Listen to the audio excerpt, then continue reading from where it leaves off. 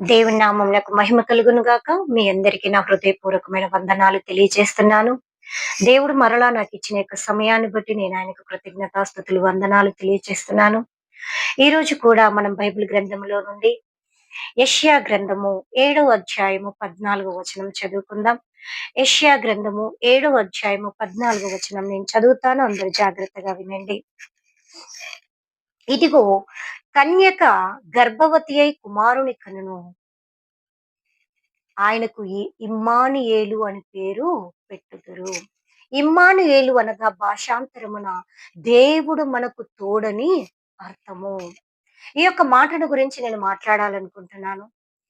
నిజంగా ఇక్కడ యెషయా ప్రవక్త నిన్నటి దినం మనము ఏలియనగా మనకు శిశువు పుట్టెను అనేది విన్నాం.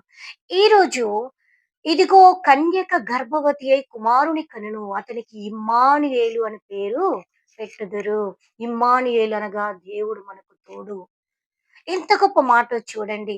కన్యక మరియమ్మ గర్భవతి అయి పరిశుద్ధాత్మ ద్వారా ఆమె గర్భమును ధరించి కుమారుని కని ఆయనకంట ఏ ఇమ్మానుయేలు అని పేరు పెట్టుదురు. ఇమ్మానుయేలు అనగా దేవుడు మనకు తోడు. హల్లెలూయా! హల్లెలూయా! ఈ యొక్క దేవుడు ఎలాగ మనకు తోడై ఉంటాడనేది 5 విషయాలు మనం నేర్చుకుందాం. ఎన్నండి?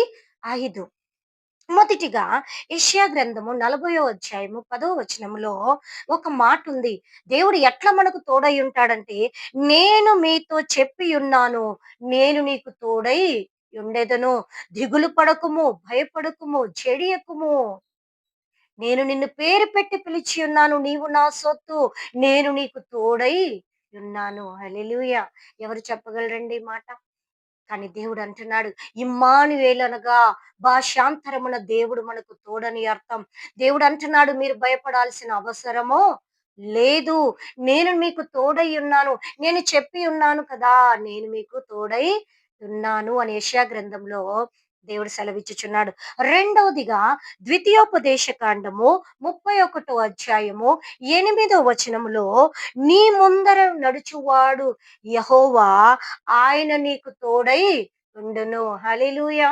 హల్లెలూయా! ఈ యొక్క ద్వితీయోపదేశ కాండములో కూడా దేవుడు అంటున్నాడు, నేను నీకు ముందరగా వెళ్తాను. నేను నీకు తోడై ఉంటాను.